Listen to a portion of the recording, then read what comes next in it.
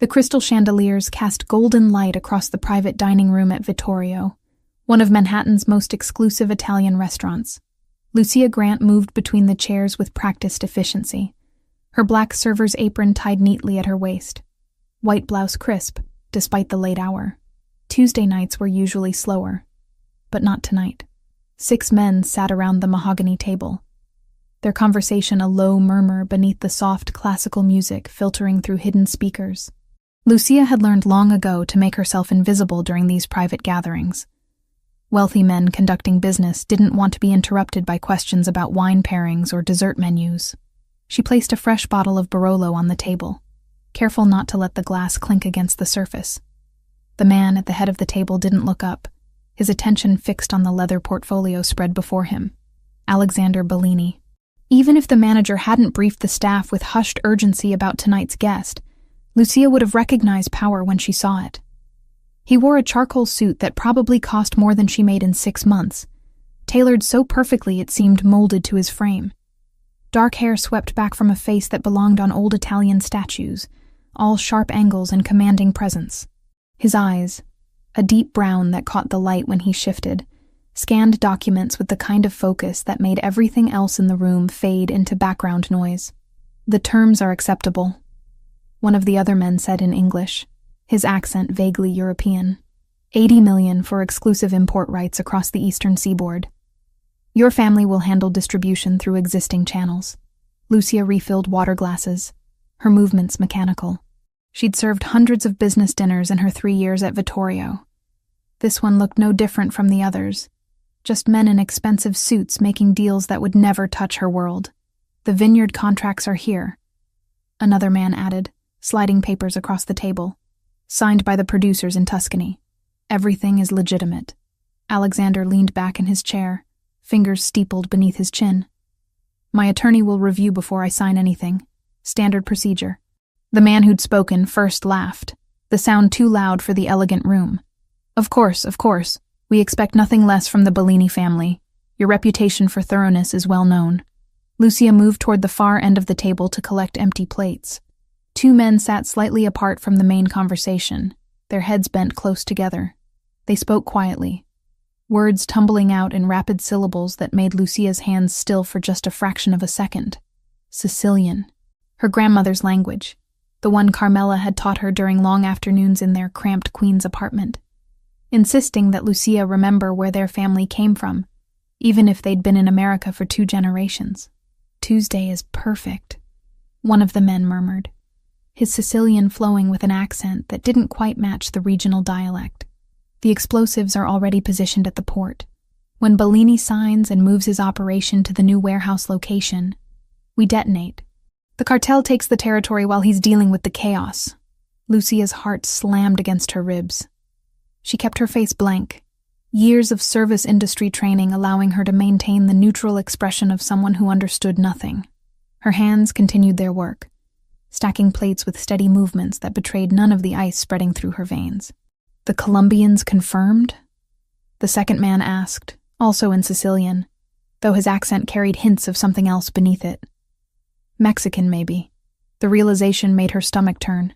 "Yes. Once Bellini is eliminated, Sinaloa controls everything from Baltimore to Boston. The contract signing is just theater.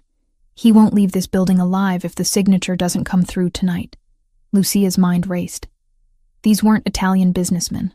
They were cartel members posing as legitimate wine importers, and Alexander Bellini had no idea he was walking into a trap. She glanced at him across the table. He was reviewing another document, a gold pen poised over the signature line. His second in command, a broad-shouldered man who'd been introduced as Joseph, stood near the door with the kind of stillness that suggested military training. 2 other security personnel flanked the room's entrance, alert but not alarmed. No one else had noticed the conversation in Sicilian. Why would they?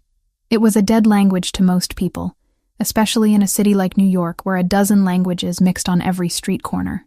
Lucia picked up her tray of dishes and turned toward the kitchen, her pulse thundering in her ears. She could walk away, pretend she'd heard nothing. She was a waitress, not a hero. Whatever war these men were waging had nothing to do with her. But if she stayed silent, Alexander Bellini would die tonight. Maybe others too, if the explosives at the port were real. Her grandmother's voice echoed in her memory, words spoken during one of their last conversations before Carmela passed away 3 years ago. We don't turn away from people in danger, Lucia.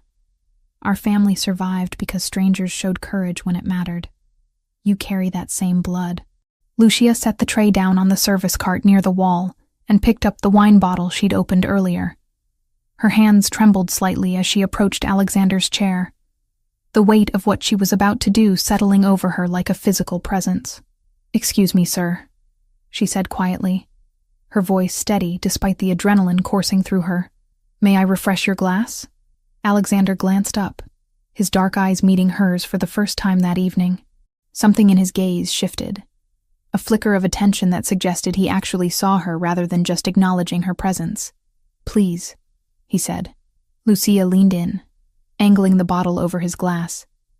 Her mouth was close to his ear, close enough that her whisper would carry to him alone. She switched to Sicilian, the words flowing with the same fluency her grandmother had drilled into her since childhood. "It's a trap. Don't sign anything.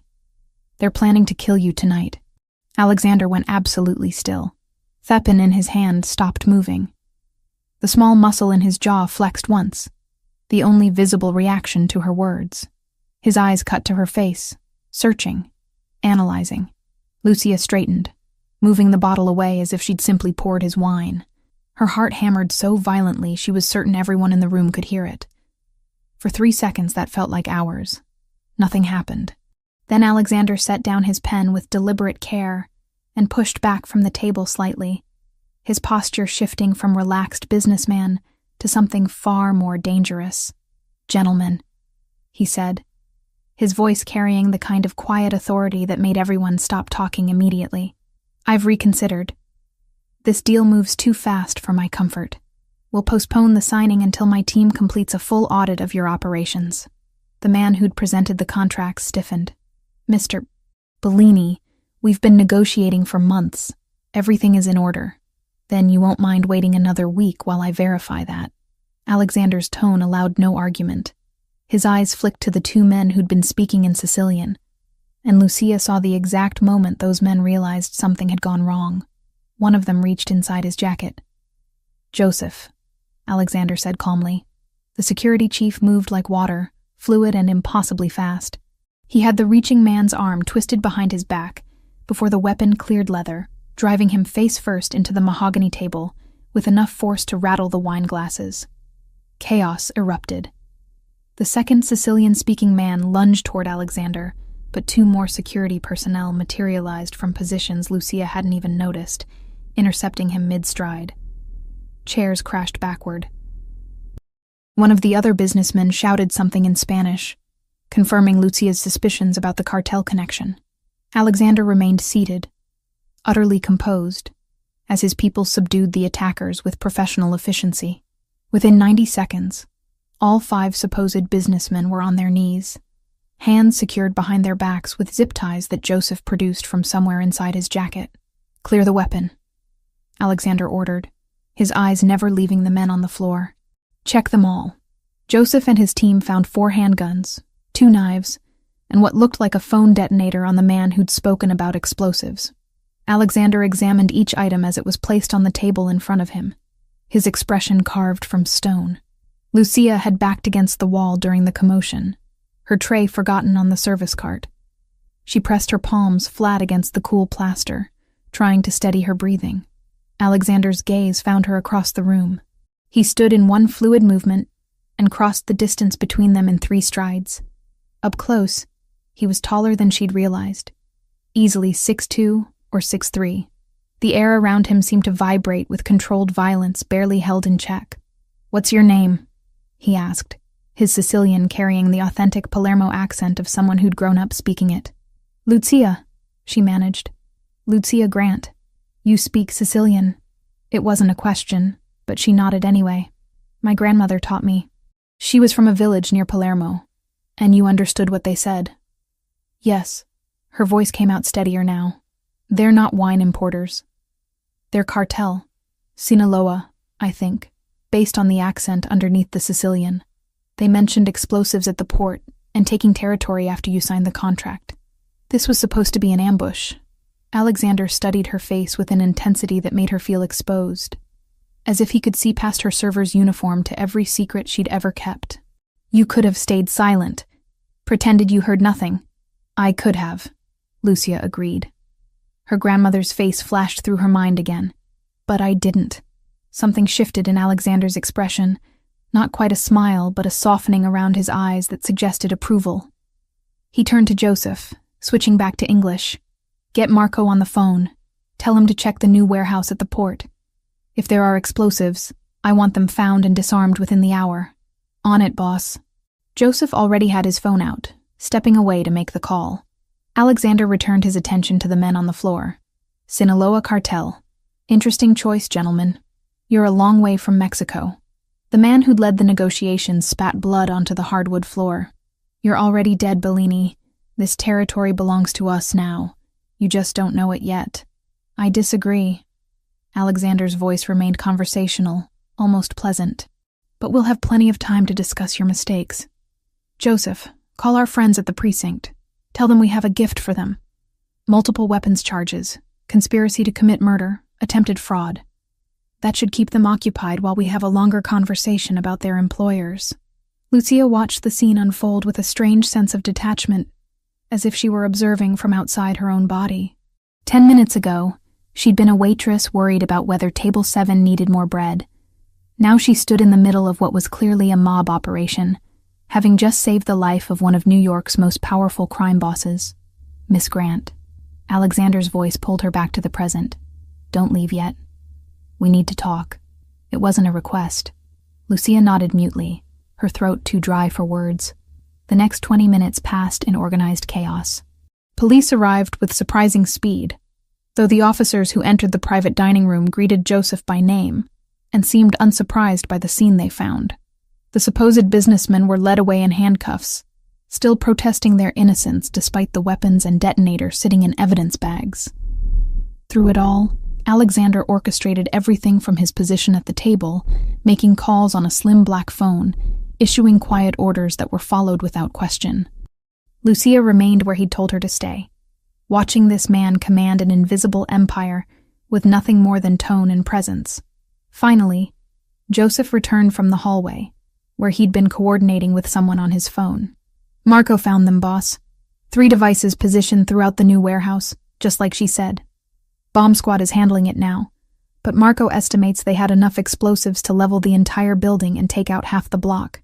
Alexander's jaw tightened, the only visible reaction to the news that he'd been hours away from a catastrophic attack.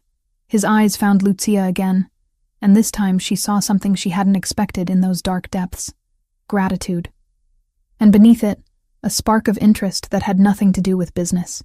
Clear the room, he told Joseph. Everyone out except Miss Grant. The security team filed out efficiently, closing the heavy wooden door behind them with a soft click. Suddenly, the private dining room felt much smaller, the air between Lucia and Alexander charged with an energy she couldn't quite name. He gestured to one of the chairs at the table. Sit, please. Lucia crossed the room on legs that felt disconnected from her body and lowered herself into the chair, acutely aware of how out of place she looked in her server's uniform surrounded by the wreckage of the interrupted business deal. Alexander took the seat beside her rather than across the table, close enough that she could smell his cologne, something expensive and understated with notes of sandalwood and citrus. You saved my life tonight, he said quietly. Do you understand that? Lucia swallowed hard. I just did what anyone would do.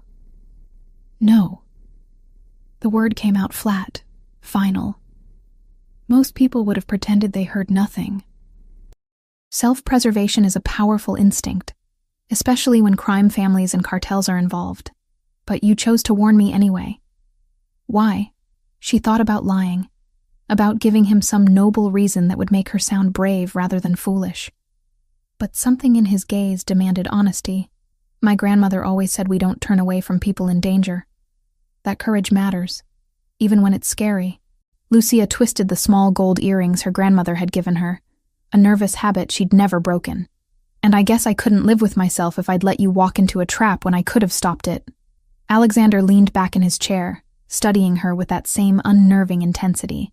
Your grandmother sounds like a wise woman. She was.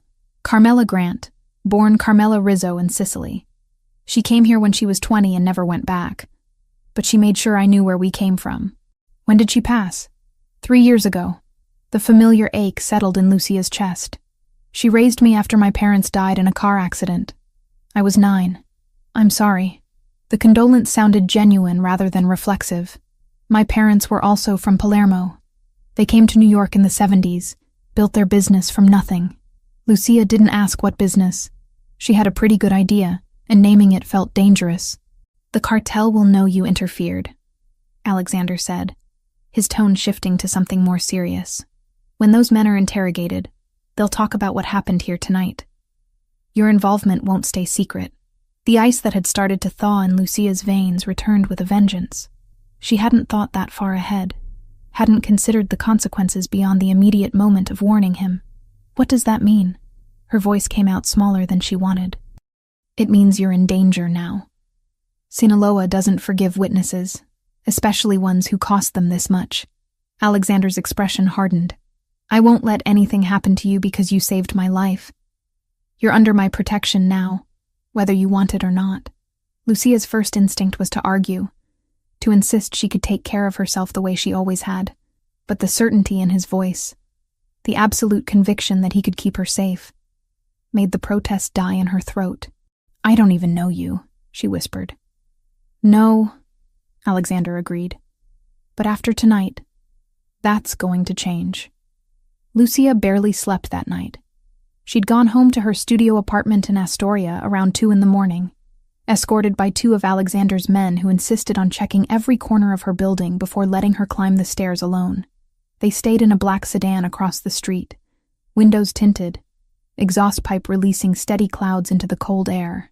She lay in bed staring at the ceiling, replaying the events at Vittorio over and over, the Sicilian conversation, Alexander's face when she'd whispered the warning, the guns, the zip ties, the casual efficiency with which his people had handled armed cartel members like they were dealing with unruly children. What had she gotten herself into? The knock on her door came at 7:45, sharp and authoritative. Lucia jerked upright, her heart immediately racing. She pulled on jeans and a sweater, fingers clumsy with adrenaline, and peered through the peephole. 2 men in dark suits stood in the narrow hallway. Not the same ones from last night, but they had that same quality of controlled alertness that marked them as Alexander's people. Miss Grant, the taller one said when she cracked open the door. Mr. Bellini requests your presence. We're here to escort you. Requests. As if she had a choice. Give me 5 minutes, Lucia said. She brushed her teeth, splashed water on her face, and pulled her hair into a ponytail with shaking hands. No makeup, no time to care about appearances. She grabbed her phone, her keys, and the small purse that held her license and the $63 currently in her checking account. The men led her downstairs to a different sedan, this one charcoal gray with tinted windows that made it impossible to see inside from the street. Lucia slid into the back seat, the leather cold even through her jeans. They drove in silence. Morning traffic clogged the streets, taxis honking, delivery trucks double parked, the city slowly waking to another Wednesday. Lucia watched it all through the window, wondering if this was the last time she'd see her neighborhood as a free woman. The sedan pulled up in front of a glass tower in the financial district, all sleek lines and reflective surfaces that caught the weak November sunlight. The men escorted her through a lobby filled with marble and modern art, past security guards who nodded recognition, into an elevator that required a key card to access the top floors. Lucia's stomach dropped as they ascended. 42 floors, according to the digital display. The doors opened onto a reception area that looked like something from an architecture magazine. Minimalist furniture, floor-to-ceiling windows, abstract paintings that probably cost more than her car.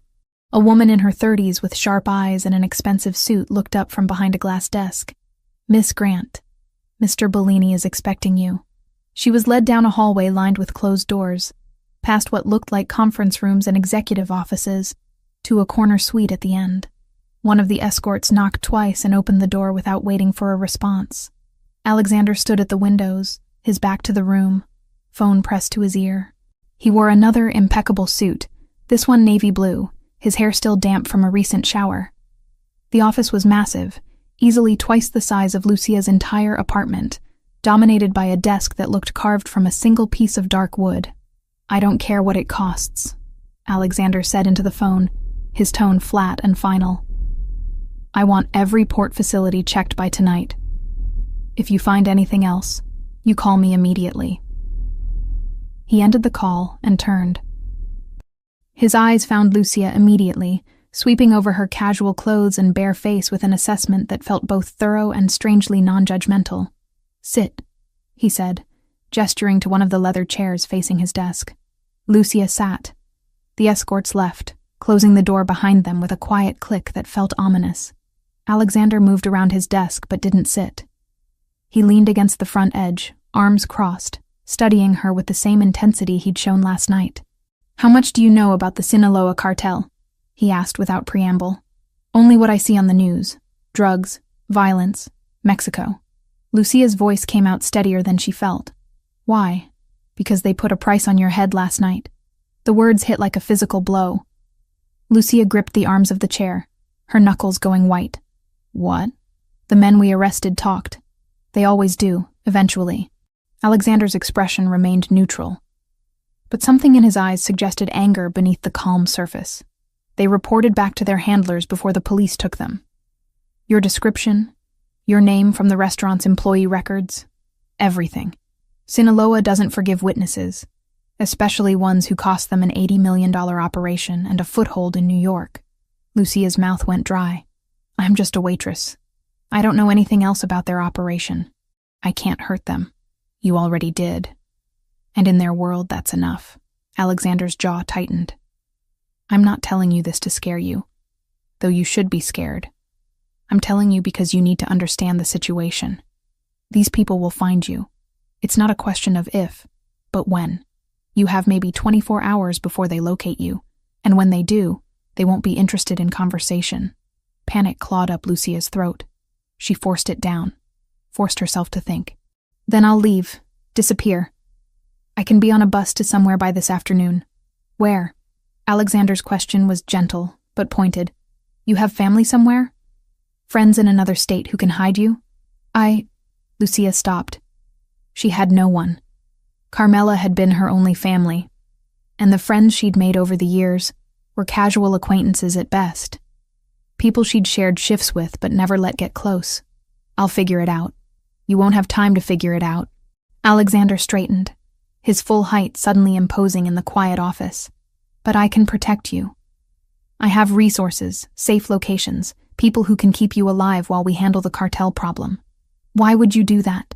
The question burst out before Lucia could stop it. "You don't owe me anything. I just did what anyone should do. But most people wouldn't have." Alexander moved closer, stopping a few feet from her chair. "You saved my life, Miss Grant. In my world, that creates a debt. More than that, you're in danger specifically because you helped me. I don't let people suffer for loyalty, especially not someone like you." "Someone like me," Lucia repeated, almost laughing. "A waitress who speaks Sicilian? Someone brave enough to speak up when it mattered." His gaze held hers.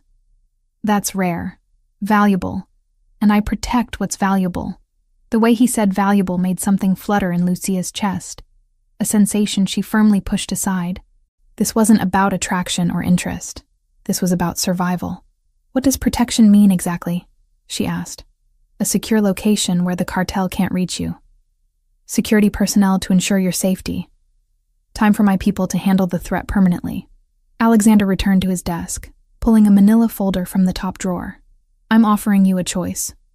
You can accept my help, or I can arrange for you to leave the country. New identity, passage to Italy, enough money to start over somewhere Sinaloa won't look." He slid the folder across the desk. Inside, Lucia found a passport with her photo, but a different name, Anna Russo. Plane tickets to Rome dated for tomorrow morning.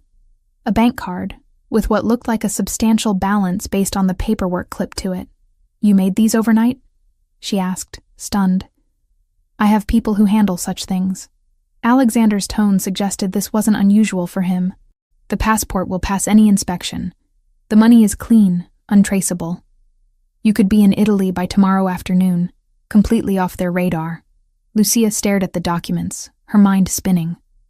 A new life. A fresh start in the country her grandmother had left behind. Free from danger. Free from the cartel. Free from everything she'd built here. No, she heard herself say. Alexander's eyebrows rose slightly. No? No. Lucia pushed the folder back across the desk. I'm not running away from my life because some criminals are mad I interfered with their plan. I've worked for everything I have here. It's not much, but it's mine. I'm not giving that up. For a long moment, Alexander simply looked at her. Then something that might have been respect flickered across his face. You understand they will try to kill you. I understand you said you could protect me. Lucia met his gaze directly. So protect me. But I'm not leaving New York. Alexander leaned back in his chair, a small smile tugging at the corner of his mouth. You're either very brave or very foolish. Maybe both. Lucia managed a shaky smile of her own. My grandmother would probably say I inherited her stubborn streak. Tell me about her. The request surprised Lucia. We have time. And I'd like to know more about the woman who taught you to speak like you're from Palermo. So Lucia told him. About Carmela Rizzo, who'd left Sicily at 20 with nothing but a suitcase and determination. Who'd married young, lost her husband to a construction accident, and raised 3 children while working 2 jobs. Who'd taken in her orphaned granddaughter without hesitation and made sure Lucia never forgot where their family came from. She died 3 years ago. Lucia finished, twisting the gold earrings. Heart attack. She was 71. I found her in her chair, knitting needles still in her hands. I'm sorry. Alexander's condolence carried genuine sympathy. It sounds like she was an impressive woman. She was everything. Lucia's throat tightened. After my parents died, she was all I had. When I lost her, I was completely alone. I understand that feeling. Alexander's expression softened slightly. My parents were also from Palermo. They came here in the 70s, built their business from nothing. My father died when I was 23. My mother 2 years later. I have a younger sister, Lauren, but I keep her far away from my world. She lives in Boston, works as a teacher, has no idea about most of what I do. That must be hard, Lucia said quietly, keeping that distance. It keeps her safe. Alexander's jaw tightened, which is what matters. She has a normal life, a good life, that's worth more than closeness. They sat in silence for a moment, 2 people who'd lost too much finding unexpected common ground in an office 42 floors above the city. So what happens now? Lucia finally asked. Alexander stood, decisiveness returning to his posture. Now we get you to a secure location. I have an apartment in Tribeca, not a penthouse. Just a functional space we use for people who need protection. It's monitored, secure, and the cartel won't find it. For how long? As long as it takes to eliminate the threat. He pulled a business card from his pocket, black with silver lettering and a single phone number. This is my personal line. You need anything, you call. Day or night. No one else has this number except my sister and my second-in-command. Lucia took the card, the weight of it somehow significant in her palm. Thank you. Don't thank me yet. You're about to spend days, maybe weeks, confined to an apartment with security watching your every move. It's protective custody, not a vacation. Still better than being dead. Lucia stood, shouldering her purse. When do we go? Now. The apartment in Tribeca was exactly as Alexander had described. Functional, rather than luxurious.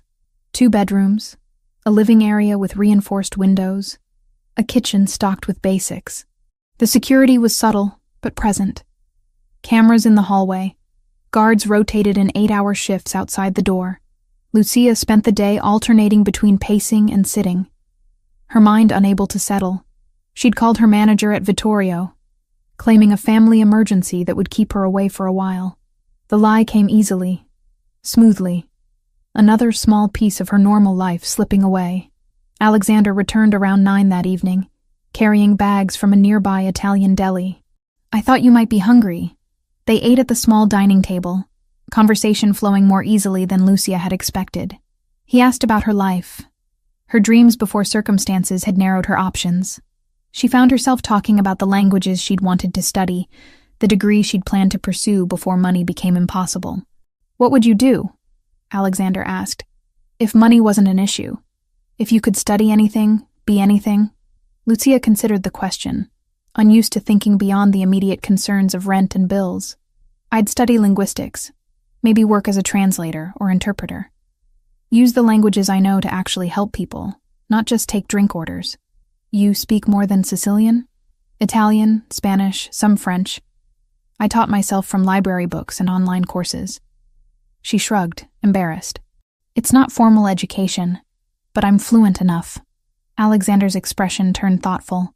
That's a valuable skill set. More valuable than you probably realize. When he stood to leave an hour later, Lucia walked him to the door. He paused on the threshold, seeming to debate something internally. You surprised me today, he finally said. Most people would have taken the escape route. Run as far and fast as possible. I'm not most people. Lucia managed a tired smile. Apparently I'm stubborn and foolish. Brave. Alexander corrected quietly. The word you're looking for is brave.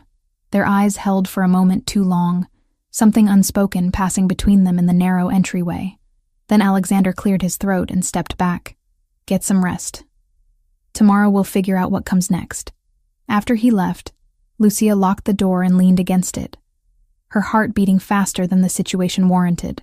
She pulled out the business card he'd given her, running her thumb over the embossed numbers. Alexander Bellini, crime boss, dangerous man, her only protection against people who wanted her dead. And somehow, against all logic, someone she was beginning to trust. 7 days in the Tribeca apartment felt like 7 years. Lucia had always considered herself adaptable, someone who could make the best of any situation. But confinement tested that belief in ways she hadn't anticipated. The space itself was comfortable enough.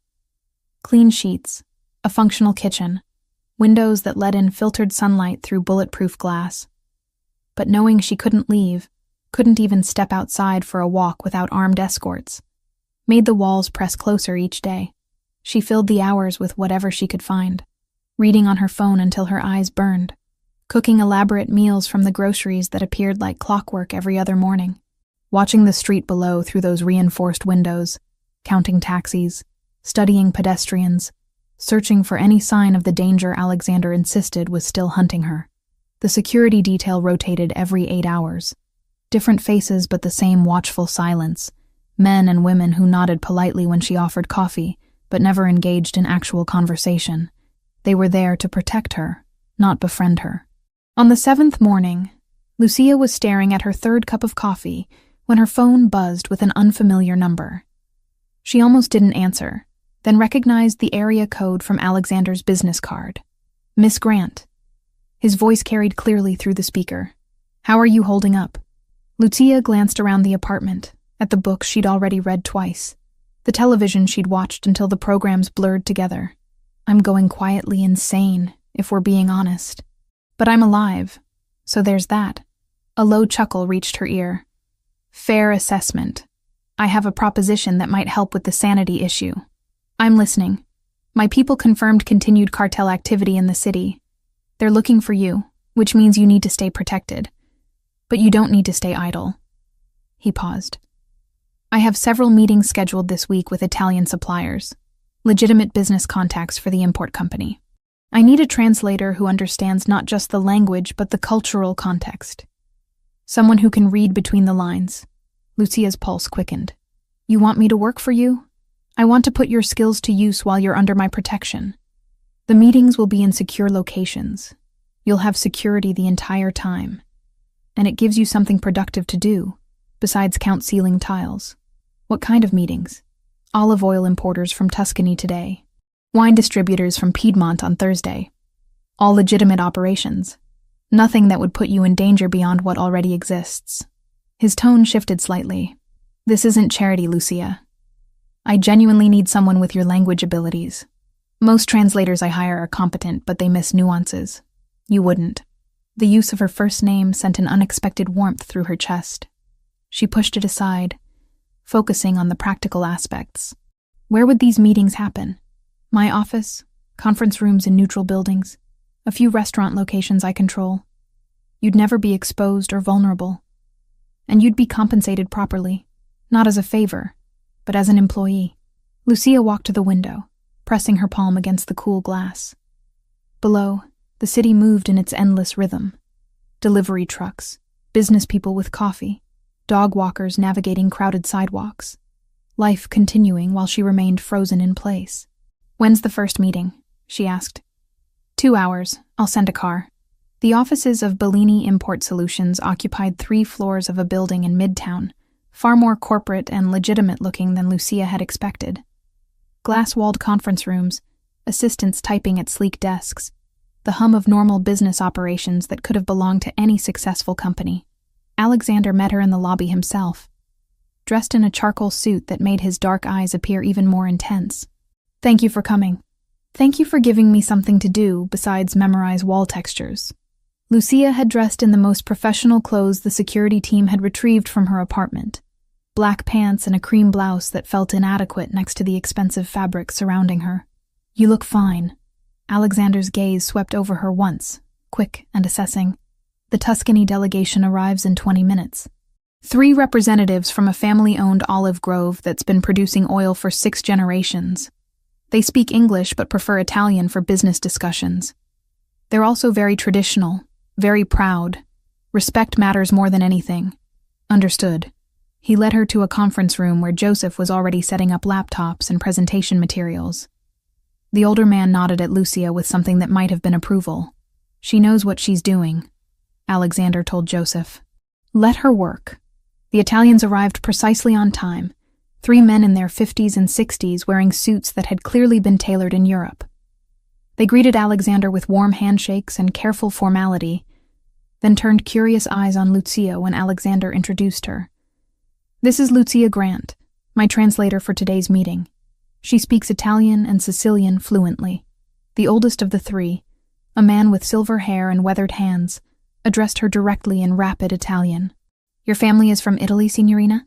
The honorific meant miss, but it felt like a test. "My grandmother came from Sicily," Lucia replied in the same language, matching his regional accent without thinking. "A small village near Palermo. She made sure I learned properly. Not the broken Italian Americans usually speak." Something lit in the old man's eyes. "Ah, a true daughter of Sicily. Your grandmother taught you well. I am Antonio Ricci, and these are my brothers, Marco and Giuseppe. We are very pleased to meet you." The tension in the room immediately softened. What could have been a formal, guarded negotiation transformed into something closer to a conversation between family. Antonio and his brothers relaxed in their chairs, their Italian flowing more freely as Lucia translated back and forth between them and Alexander. But she did more than simply convert words. When Antonio used a phrase that referenced an old Tuscan saying about quality versus quantity, Lucia didn't just translate literally. She explained the cultural context to Alexander, the deeply held belief among traditional producers that rushing meant sacrificing excellence. When Alexander proposed distribution terms, Lucia softened the language slightly, framing it in a way that emphasized partnership rather than transaction. The Ricci brothers responded with enthusiasm rather than the defensive posturing that had apparently stalled previous negotiations. 2 hours later, they had a preliminary agreement that Joseph described as the best terms anyone had managed to extract from the notoriously difficult Ricci family in 5 years of trying. Antonio clasped Lucia's hands as they prepared to leave. "You have a gift, Signorina. Miss. Not just for language, but for understanding people. Your grandmother would be very proud." After the Italians departed, Alexander turned to Lucia with an expression she couldn't quite read. "You were remarkable. I just translated." "No." He shook his head. "You read them, understood what mattered to them, and adjusted the conversation accordingly. That's not translation. That's negotiation at a level most people never achieve." Warmth flooded Lucia's cheeks. "My grandmother always said language is about connection, not just words." She was right. Alexander checked his watch. "It's nearly 7. Have you eaten?" Not since breakfast. There's a place in the West Village I think you'd like. Nothing fancy, just good food and quiet atmosphere." He paused. "Consider it a professional dinner. We can discuss how the other meetings this week should be structured." Lucia knew she should probably decline, maintain some kind of boundary between her situation and whatever this was becoming. But the thought of going back to that apartment, to the silence and the waiting, made the decision easy. "I'd like that." The restaurant occupied a narrow brownstone on a tree-lined street, the kind of place tourists would walk past without noticing. No sign outside, just a discreet number above an unmarked door. Alexander led her through to a back room where half a dozen tables were scattered across worn wooden floors. The owner, an elderly Italian woman who called Alexander by his first name, seated them at a corner table and disappeared into the kitchen without taking their order. "She'll bring whatever she made today," Alexander explained. "Maria doesn't believe in menus. You eat what she cooks or you go somewhere else. My grandmother was the same way." Lucia smiled at the memory. "She'd spend all day making Sunday dinner and get offended if you didn't eat 3 helpings of everything." "Did you cook with her?" "Every weekend. She taught me to make sauce from scratch, to roll pasta by hand, all the old recipes her mother had taught her." Lucia traced the grain of the wooden table with one finger. "After she died, I couldn't bring myself to make any of it. Too many memories." Alexander nodded slowly. "I understand that. My mother's kitchen was her domain. After she passed, my sister tried to cook her recipes, but it never tasted right. Like something essential was missing beyond just the ingredients." Maria returned with wine, a deep red that tasted like earth in summer. Then came plates of food, simple preparations that showcased quality ingredients. Grilled vegetables, fresh mozzarella, bread still warm from the oven. They ate and talked, the conversation flowing between personal history and present circumstances. Lucia told him about her dreams of studying languages. The scholarship applications she'd filled out before her grandmother's medical bills consumed what little savings they had. "I worked at a coffee shop in college," she explained. "Took night classes when I could afford them. Made it through 2 semesters before the money ran out completely. After Carmela died, I had to drop out and work full-time just to cover rent." "That's when you started at Vittorio?" "No, I worked at 3 other restaurants first. Vittorio was actually a step up. The pay was better and the clientele tipped well if you kept your head down and didn't cause problems. Until you decided to cause a very specific problem by saving my life." Lucia met his gaze across the table. "I'd do it again, even knowing what it cost me." "Why?" Alexander leaned forward slightly. "You lost your job, your apartment, essentially, your normal life. Most people would regret that decision by now. Because letting you die would have cost me more." She struggled to articulate the feeling. "I would have lost myself, the person my grandmother raised me to be. Some things matter more than convenience or safety." Something shifted in Alexander's expression, a softening around his eyes that made him look younger, less guarded. "Your grandmother raised someone remarkable." Before Lucia could respond, Maria appeared with dessert, effectively ending the moment. But the warmth in Alexander's gaze lingered, even as the conversation shifted to safer topics. They were walking to the car an hour later when Lucia noticed the headlights. A dark sedan had been parked across the street when they arrived.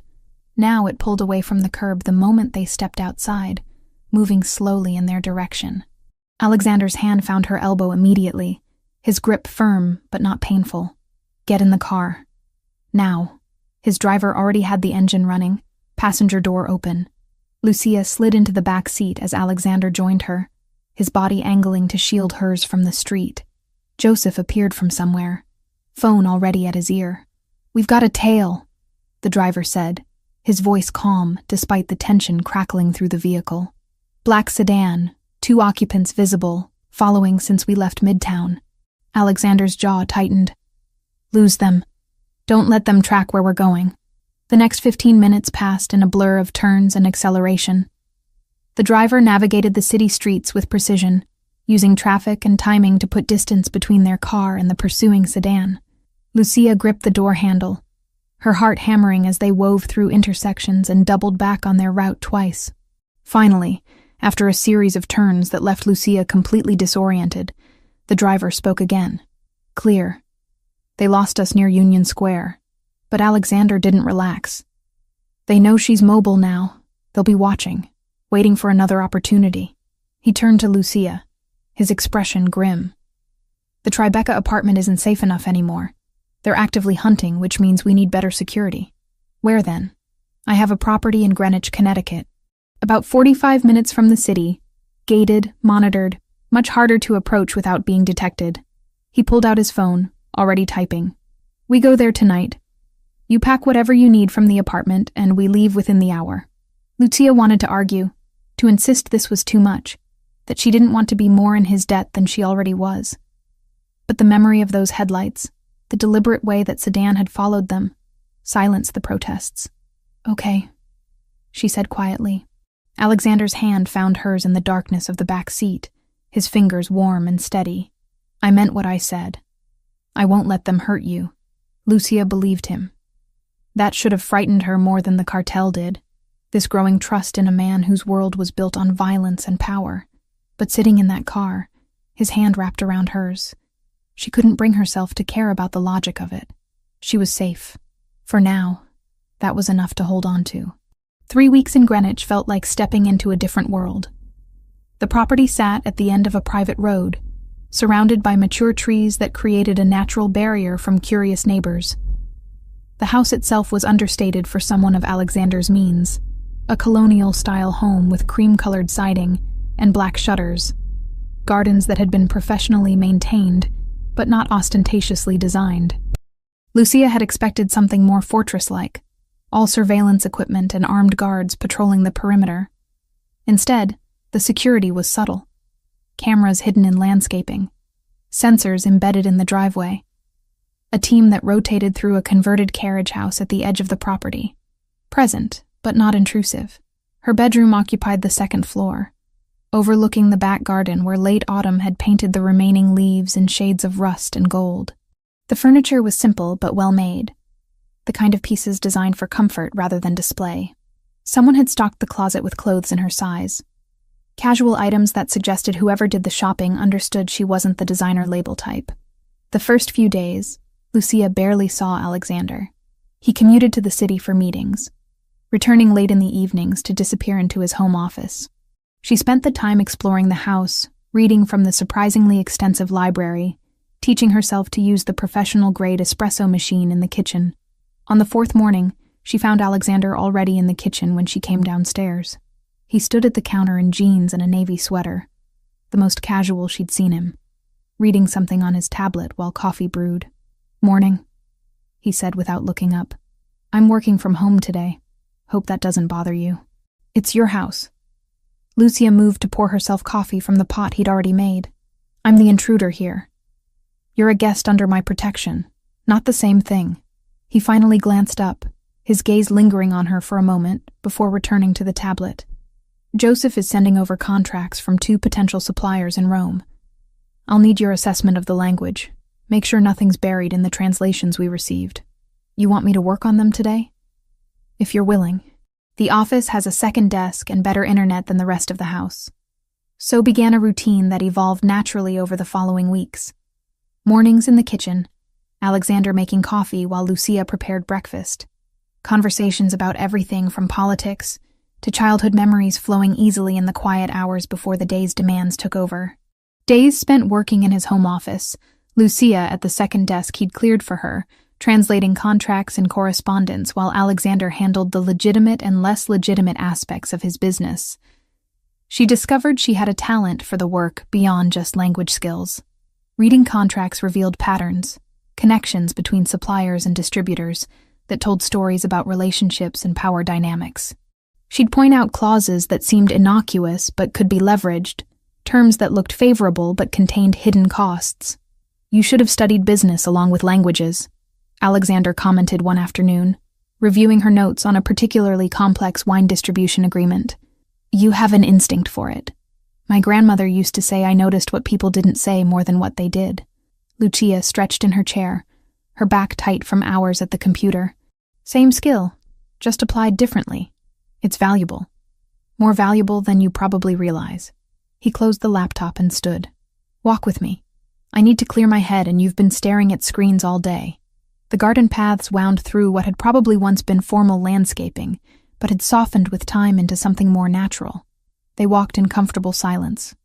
The November air crisp, but not yet bitter, leaves crunching underfoot. "Tell me something," Alexander said eventually. "What would you be doing right now if none of this had happened? If you were still working at Vittorio, living your normal life?" Lucia considered the question. "Probably getting ready for a dinner shift. Checking my bank account to see if I could afford new shoes since mine have holes in the soles.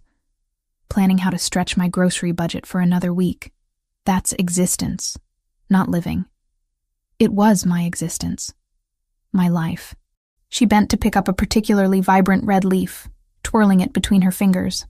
I didn't hate it. It wasn't what I dreamed of. But I was independent, taking care of myself. That mattered. And now? Now I'm in a beautiful house, doing work I actually enjoy. But I can't leave without armed guards, and I'm here because someone wants me dead. She released the leaf, watching it spiral away in the breeze. "I don't know what this is." Alexander stopped walking, turning to face her. "It's temporary. The situation with the cartel, I mean. My people are working on it. Once it's resolved, you can go back to your life if that's what you want." "Is it?" Lucia met his gaze. "What I want, I mean. Do I get a say in any of this?" "You've always had a say. I'm not keeping you prisoner." "Aren't you?" The words came out sharper than intended. "I'm grateful for the protection, truly. But let's not pretend I have real freedom here. I go where you say, when you say, with whoever you assign to watch me. My entire life is in your hands." Alexander's jaw tightened, "because the alternative is you dead in an alley somewhere. Forgive me for prioritizing your survival over your independence. I'm not ungrateful. I just want to understand what happens when this is over. Do I go back to being a waitress?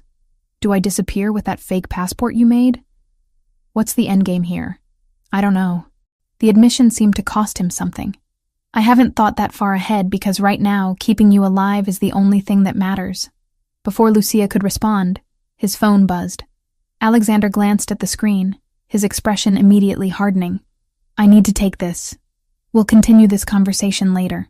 He strode back toward the house, already speaking rapidly into the phone in Italian. Lucia followed more slowly, that familiar feeling of being adrift settling over her again. That evening, Alexander's sister arrived unannounced. Lucia was in the kitchen preparing dinner when she heard voices in the foyer. A woman's laugh followed by Alexander's lower tones. She wiped her hands on a towel and moved to the doorway. The woman embracing Alexander was petite, maybe 5'3", with the same dark hair and brown eyes but softer features. She wore jeans and a Boston University sweatshirt, canvas bag slung over one shoulder, looking nothing like the polished professionals Lucia had seen in Alexander's office. "You said you'd visit last month," the woman was saying, poking Alexander in the chest. "Then last week. I figured if you wouldn't come to me, I'd come to you. Lauren." Alexander's tone carried warning and affection in equal measure. "You should have called first. And give you time to tell me not to come?" "No chance." Lauren's eyes found Lucia hovering in the kitchen doorway. "Oh, you have company. I didn't realize. I'm sorry. This is Lucia Grant," Alexander said, his hand moving to the small of Lauren's back, gently pushing her forward. "Lucia, my sister Lauren, who apparently doesn't understand boundaries, says the man whose entire business is crossing boundaries." Lauren extended her hand to Lucia with a warm smile. "It's nice to meet you. Alex never has guests here, so you must be someone special." Heat crept up Lucia's neck. "I'm working for your brother temporarily. He's been kind enough to let me stay here while some business issues get resolved." "Business issues?" Lauren's gaze flicked to Alexander with obvious skepticism. "Right. And I'm the Queen of England." "Lauren," Alexander's voice carried clear warning now. Fine. I'll behave." Lauren sniffed the air. "Something smells amazing. Are you cooking?" "Just pasta with vegetables. Nothing fancy." Lucia gestured back toward the kitchen. "There's plenty if you'd like to stay for dinner." "I'd love to." The meal passed pleasantly, Lauren filling the conversation with stories about her students, the chaos of teaching middle school, the apartment she'd recently moved into in Cambridge. She had an easy warmth that made Lucia relax despite the awkwardness of the situation. Alexander watched them interact with an expression Lucia couldn't quite read. something between contentment and concern. After dinner, Lauren insisted on helping with dishes, while Alexander took a call in his office. The moment he left the room, Lauren turned to Lucia with sharp intelligence in her eyes. So, what's really going on here? I told you. I'm working for him and needed a safe place to stay. Lucia. Lauren's tone was gentle but firm. I haven't seen my brother in 6 months. He never works from home, never has people stay here. This place is his sanctuary from everything else in his life. So either you're in serious danger and he's protecting you, or something else is happening. Maybe both. Lucia dried a plate slowly, debating how much to share. The danger part is true. I witnessed something I shouldn't have, and now the wrong people want to make sure I can't testify. And Alex is keeping you safe. Yes. Lauren nodded, filing away the information without pressing for details she clearly knew better than to ask about. He's good at that. Keeping people safe, I mean. Sometimes too good. He thinks if he controls every variable, nothing bad can happen to the people he cares about. I'm not sure I qualify as someone he cares about. I'm more of an obligation. You're in his house, eating dinner at his table, working in his office.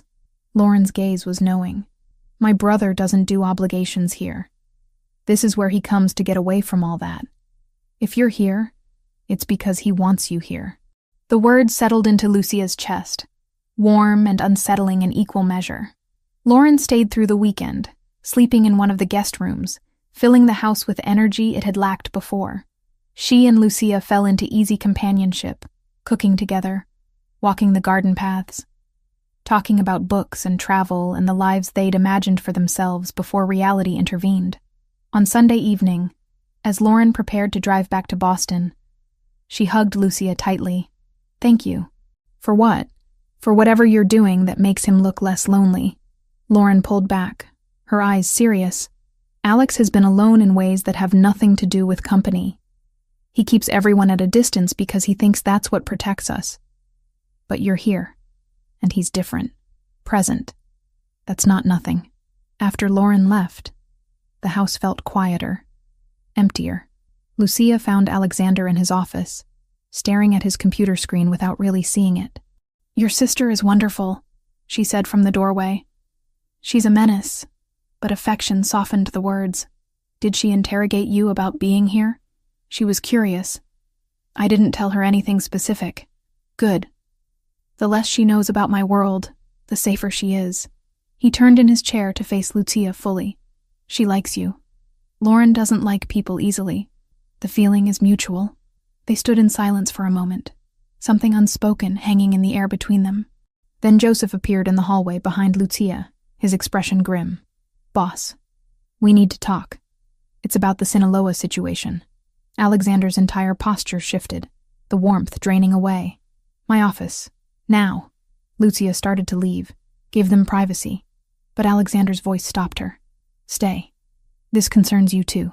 Joseph closed the door behind them, pulling out a tablet that he set on Alexander's desk. We got intelligence from our contact in Newark. The cartel is changing tactics. They're not going after Lucia directly anymore. What do you mean? Alexander's voice was dangerously quiet. They're planning to hit your operations instead.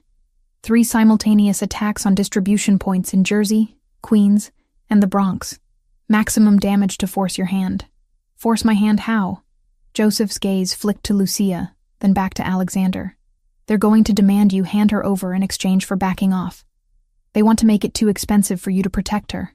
Make you choose between one witness and your entire empire. Lucia's stomach dropped. When? We don't have an exact timeline. Could be days, could be a week. But it's coming. Alexander stood abruptly, pacing to the window. Double security on all locations. Move the high-value inventory to secondary sites. I want surveillance on every approach route to our facilities. Boss, even with all that, if they hit 3 places at once, we're going to take losses. Significant losses. Joseph's tone was careful. The question is whether the losses are worth it. Are you suggesting I give them what they want?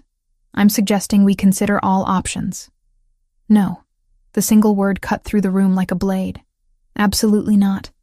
I don't negotiate with cartels, and I don't sacrifice people under my protection. We prepare for the attacks, we defend what's ours, and we make them regret ever targeting my operations. This could turn into a war, Joseph warned. Full scale, messy, with bodies in the street kind of war. Then that's what it becomes. Alexander's voice was ice. Set up a meeting with the families in Boston and Philadelphia. If Sinaloa wants to play this game, they'll find out what happens when they go against the entire eastern seaboard. Lucia stood frozen as Joseph nodded and left the room. Alexander remained at the window, his back to her, shoulders rigid with barely contained fury. "You're going to start a war," she said quietly. "Because of me." "No. They started this war when they tried to ambush me, and then decided to hunt someone who saved my life." He turned, and the raw intensity in his eyes made her breath catch. "This isn't your fault, Lucia. Don't take responsibility for their choices. But if I wasn't here, if you just gave them what they wanted, you could avoid all of this." Alexander crossed the room in 3 strides, stopping close enough that she had to tilt her head back to meet his gaze. "Is that what you think? That your life is worth less than some money and territory? I think a lot of people could die because I overheard a conversation, and hundreds more would have died if you'd stayed silent." His hands came up to frame her face, thumbs brushing her cheekbones. "You saved my life, Lucia. You gave me information that prevented a catastrophic attack. I'm not going to repay that by throwing you to the wolves." "Why?" The question came out as barely more than a whisper. "Why does it matter so much to you?" Alexander's expression shifted, something vulnerable breaking through the controlled exterior. "Because you're not just an obligation or a witness to protect. You haven't been for weeks now. Then what am I? Someone who made me remember that not everyone in my world is calculating angles and playing power games. Someone who speaks her mind and makes terrible coffee and gets genuinely excited about olive oil contracts." His voice dropped lower. "Someone who brought something real into a life that hasn't felt real in longer than I can remember." Lucia's heart hammered against her ribs. "Alexander, I know this is complicated. I know the timing is terrible and the situation is impossible. But I need you to understand that I'm not doing this out of obligation or pride or business strategy." His forehead touched hers, his breath warm against her skin. "I'm doing this because the thought of them hurting you makes me willing to burn everything down." She closed the final distance between them, her lips finding his in a kiss that felt like inevitability and choice combined. He responded immediately, one hand sliding into her hair while the other wrapped around her waist, pulling her closer. It wasn't the explosive, passionate collision from movies. It was deeper than that. Quieter. A recognition of something that had been building between them for weeks, finally finding expression. When they finally broke apart, both breathing harder, Lucia rested her forehead against his chest. "This is a terrible idea," she murmured. "Probably the worst I've ever had." Alexander's arms tightened around her. "But I'm done pretending it's not happening." They stood like that for a long moment, wrapped in each other while outside the window, darkness settled over Greenwich, and somewhere in the city, a cartel planned their next move. The storm was coming, but for now, in this quiet office with autumn wind rattling the windows, Lucia let herself believe that maybe, just maybe, they'd find a way through it together. 2 weeks after that kiss in Alexander's office, Lucia woke to winter sunlight streaming through the bedroom windows in Greenwich. The relationship between them had shifted into something both easier and more complicated. Stolen moments in the morning over coffee, his hand finding hers during walks through the frost-covered garden, conversations that stretched late into the night about everything and nothing. But the danger hadn't disappeared. If anything, it had grown more urgent. By early December, the city had sharpened at the edges. Darker mornings, colder wind, longer shadows that seemed to follow her into every room. Lucia found Alexander in his office on a gray December morning, phone pressed to his ear, his expression carved from stone. She paused in the doorway, recognizing the tone he used when dealing with serious business. "I don't care what it costs you," he was saying. "The cartel is moving against my operations, which means they're moving against the stability of the entire eastern corridor. You want chaos spilling into your territory when they think they can take whatever they want?" A pause. Then, "Good. I'll have Joseph send the details. We coordinate everything through secure channels from now on." He ended the call, and pinched the bridge of his nose, exhaustion clear in the lines around his eyes. "Boston?" Lucia asked quietly. "Philadelphia, actually.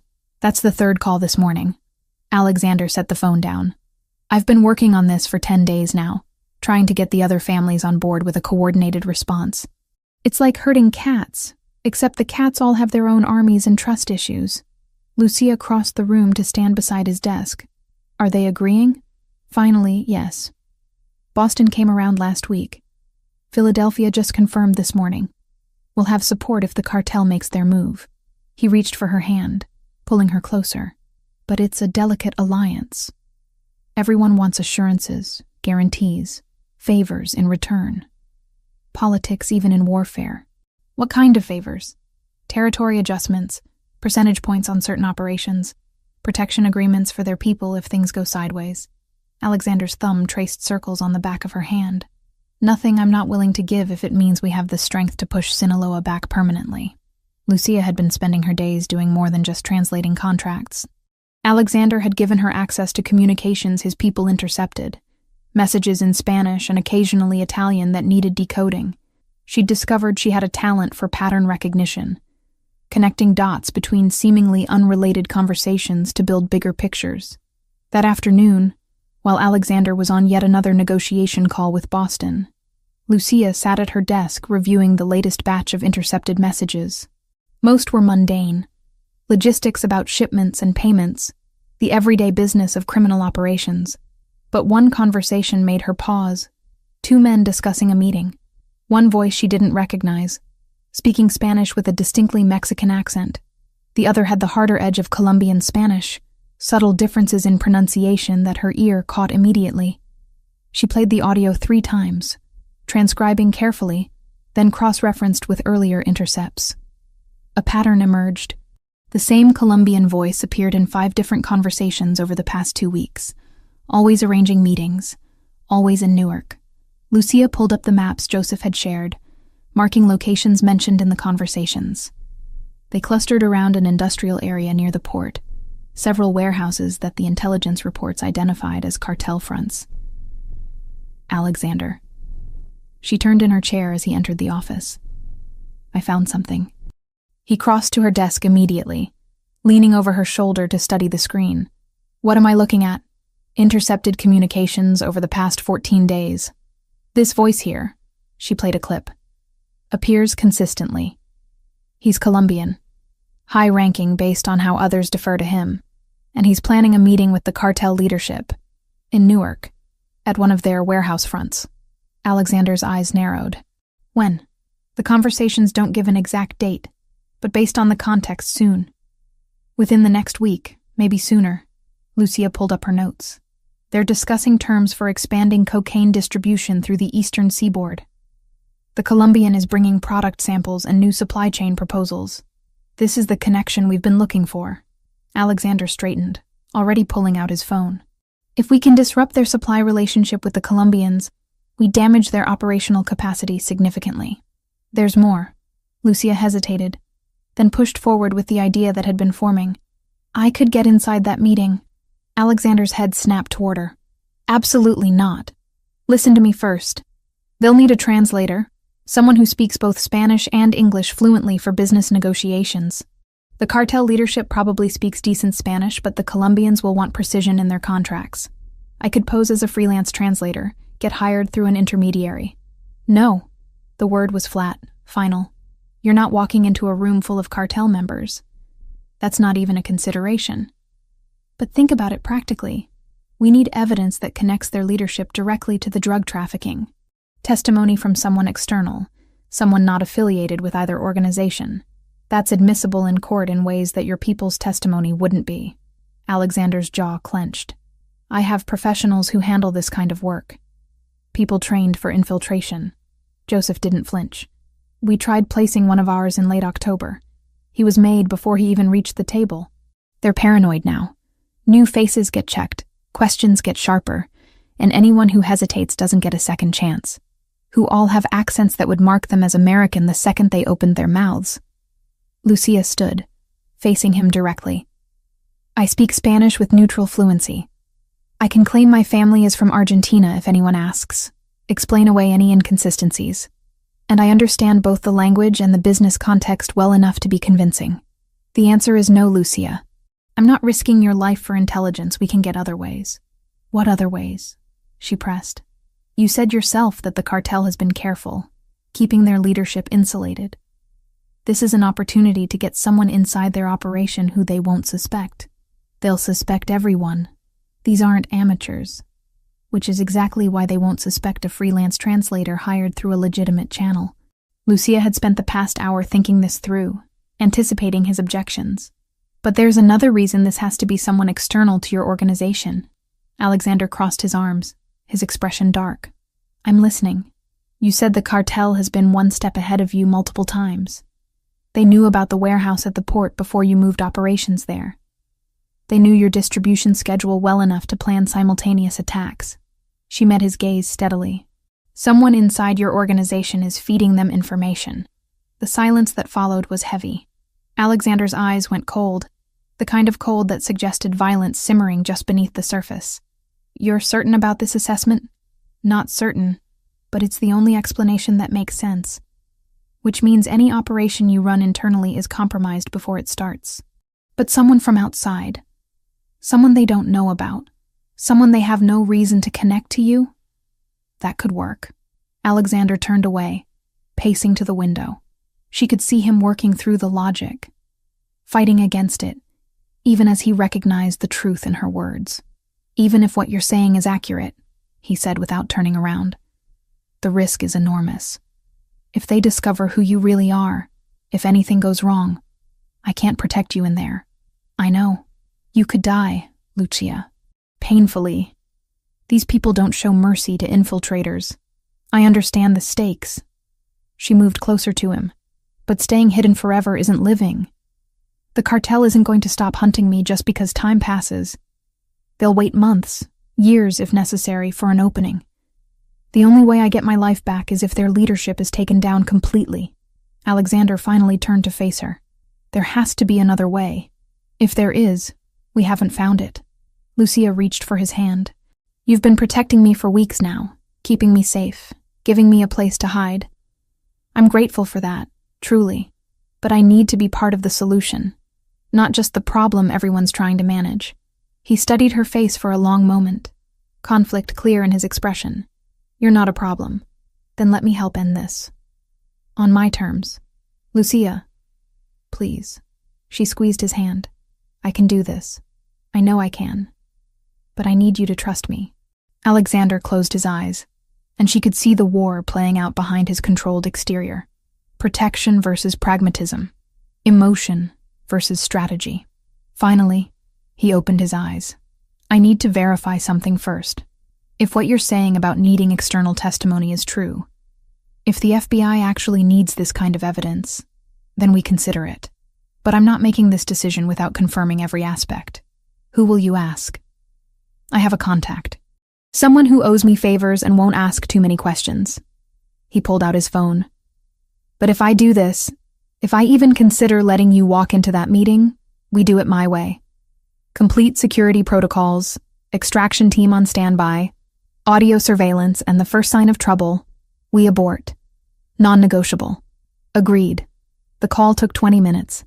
Alexander spoke in careful code, discussing hypothetical situations and legal requirements. When he hung up, his expression was grim. The FBI has been investigating Sinaloa's eastern operations for 18 months. They have circumstantial evidence, but nothing solid enough for prosecution that would stick.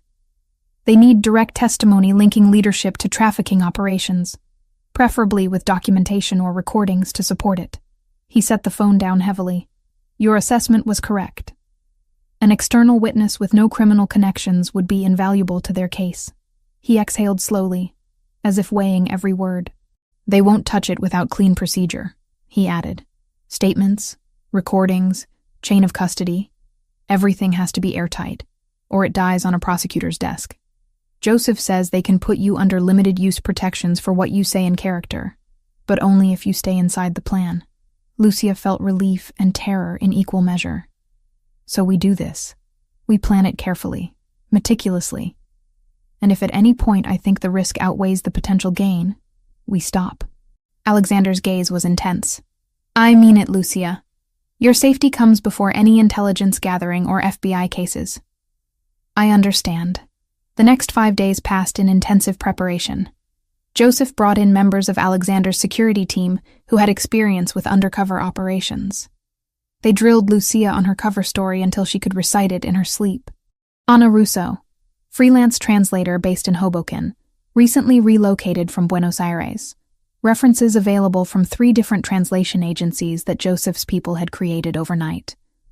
They practiced her responses to common questions, taught her how to identify exits in unfamiliar spaces, gave her hand signals for communicating with the surveillance team that would be monitoring from outside the warehouse. She learned basic self-defense moves, enough to buy herself a few seconds if things went wrong. Your goal isn't to fight your way out, the security instructor told her on the 3rd day. Your goal is to stay alive long enough for extraction. Make noise, create chaos. Give us the opening we need to get to you. Lucia practiced the emergency signal until her fingers cramped. A specific pattern of taps on any hard surface that would trigger immediate response from the team.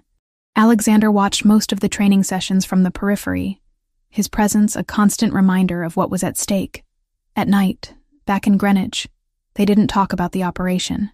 Instead, they existed in a strange suspended state, cooking dinner together, watching movies on the couch, maintaining normalcy that both knew was temporary.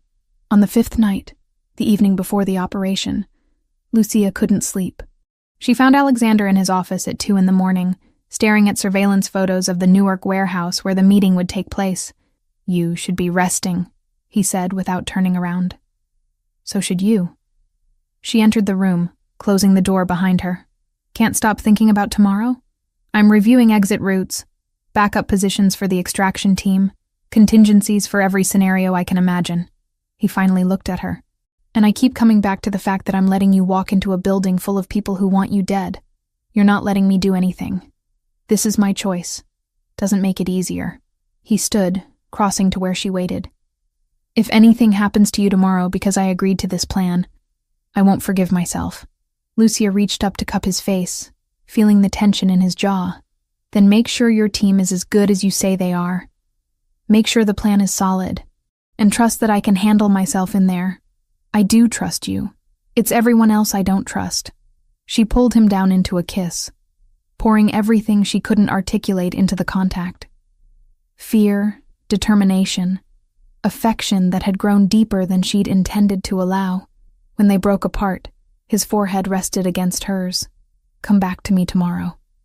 He whispered, whatever happens in that warehouse, you come back. I will. She meant it with everything she had. I promise. They stood wrapped in each other as the clock ticked toward morning, toward the moment when Lucia would step into the role of Ana Russo and walk into the most dangerous situation of her life. Outside, winter wind rattled the windows. Inside, 2 people held onto each other against the uncertainty of what dawn would bring. The warehouse in Newark looked abandoned from the outside, exactly the kind of unremarkable industrial building that people drove past without a second glance. Rusted metal siding, cracked pavement in the parking area, a faded sign for a plumbing supply company that had probably gone out of business years ago. Lucia sat in the passenger seat of an unmarked sedan 3 blocks away, dressed in gray slacks and a coral blouse that projected professionalism without drawing attention. Her hair was pulled into a low bun, minimal makeup, small gold hoop earrings. She looked like exactly what she was supposed to be, a freelance translator hired for a single afternoon's work. Audio check. Joseph's voice came through the nearly invisible earpiece tucked into her left ear. Can you hear me clearly? Yes, Lucia said quietly, adjusting the thin silver necklace that concealed a microphone capable of picking up conversations from 15 feet away. Good. The pen drive is in your portfolio. Inside pocket on the right. Don't reach for it until you're certain no one is watching. The files are set to auto-install the moment it connects to any device. 30 seconds maximum, then remove it. Lucia's hands were steady as she checked her reflection in the visor mirror, but her pulse hammered against her throat. 5 days of training hadn't erased the fundamental truth. She was about to walk into a room full of men who would kill her without hesitation, if they discovered who she really was.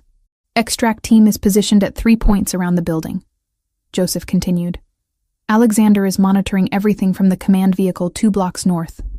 The moment you signal distress, we're coming in. Understood? Understood. The intermediary who hired you will meet you at the entrance. His name is Marco Vega, low-level cartel associate who handles administrative tasks. He doesn't know anything about you beyond what's in your fake portfolio. Keep your answers short, professional, boring. Lucia closed the visor, taking one steadying breath. She thought about Alexander, about the expression on his face when she'd left Greenwich that morning. He'd kissed her at the door, his hands framing her face, and whispered, "Be smart. Be careful. Come back to me." She intended to do exactly that. "I'm ready," she told Joseph. The sedan pulled up to the warehouse entrance at exactly 2 o'clock. A man in his 30s waited outside, smoking a cigarette, wearing jeans and a leather jacket. Marco Vega. He flicked the cigarette away as Lucia approached, his eyes sweeping over her with casual assessment. "Ana Russo?" he asked in Spanish. "Yes." "You're Marco?" Lucia kept her tone neutral, professional. "Right. Come on. They're waiting inside."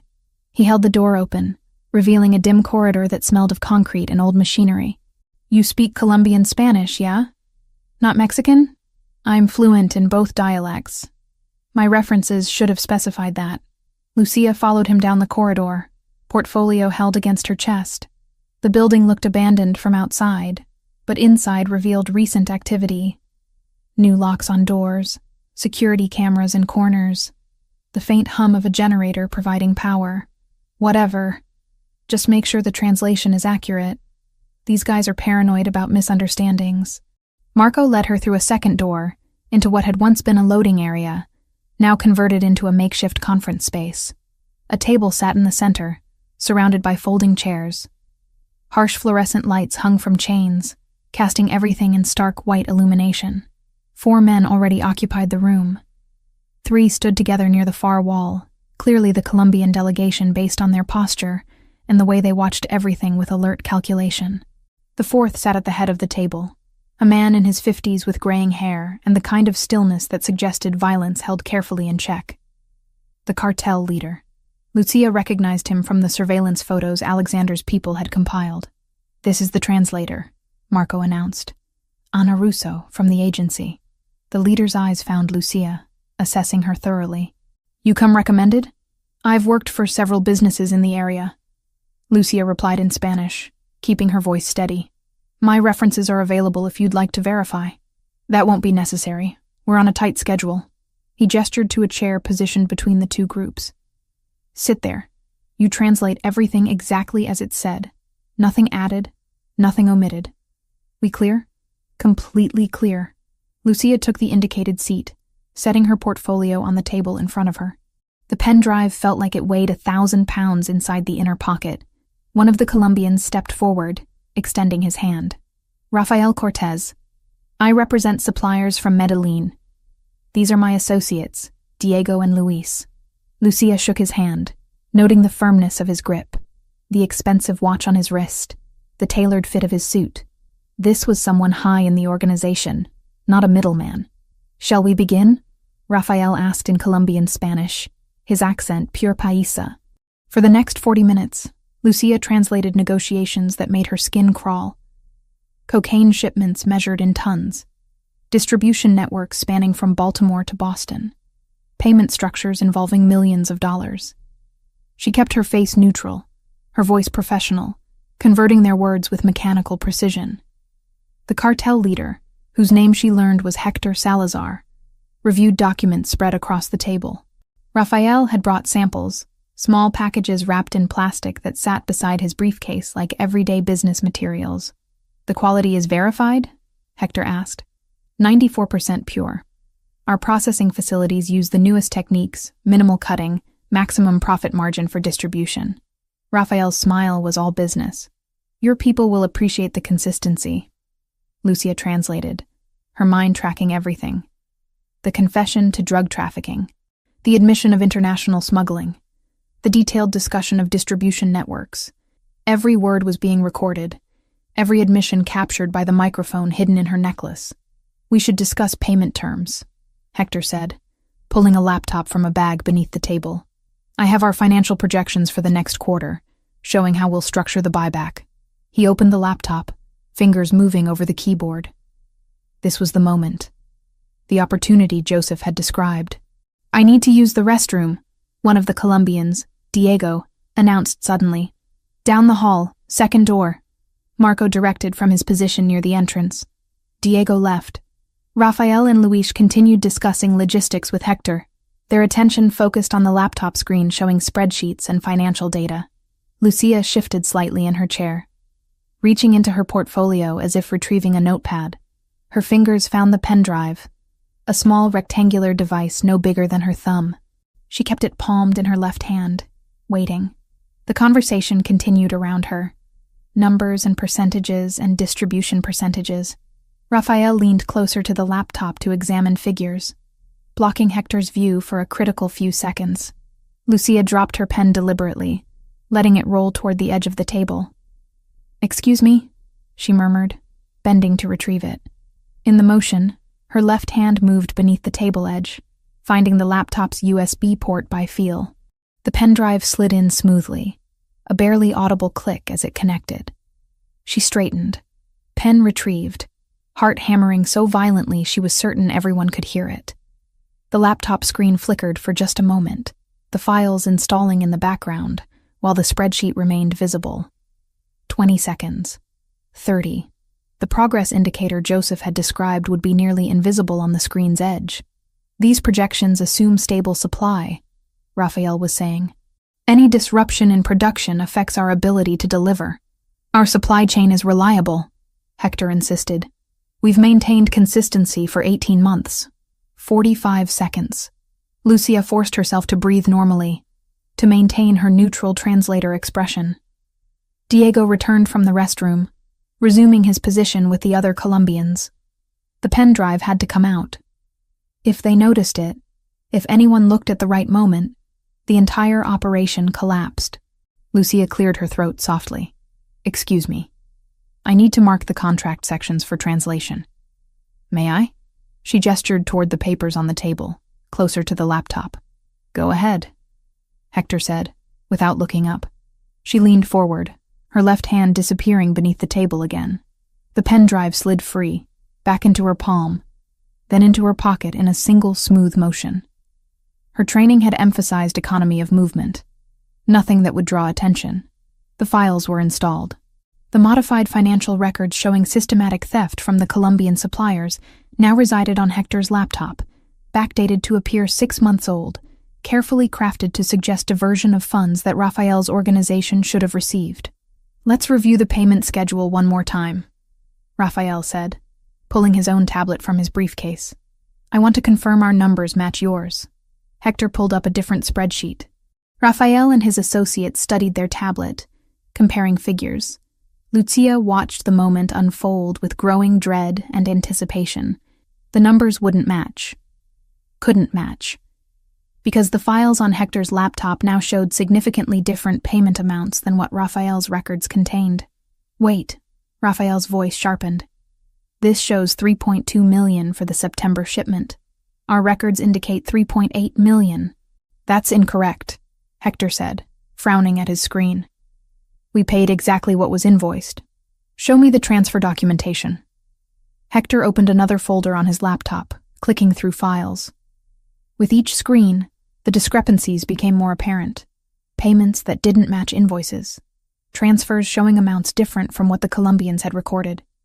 6 months of systematic differences, all suggesting that Hector had been skimming from the top. What is this? Rafael's tone had gone ice cold. You've been stealing from us? I haven't stolen anything. These are our accurate records. But Hector's confusion was genuine. Lucia could see it. He had no idea the files had been modified. No reason to suspect the laptop was compromised. $600,000 missing from September alone. Luis had his own phone out now, pulling up records. October shows similar discrepancies. You've taken over $2 million from our organization. That's impossible. Marco, get our accountant on the phone. But Rafael was already standing, his hand moving inside his jacket.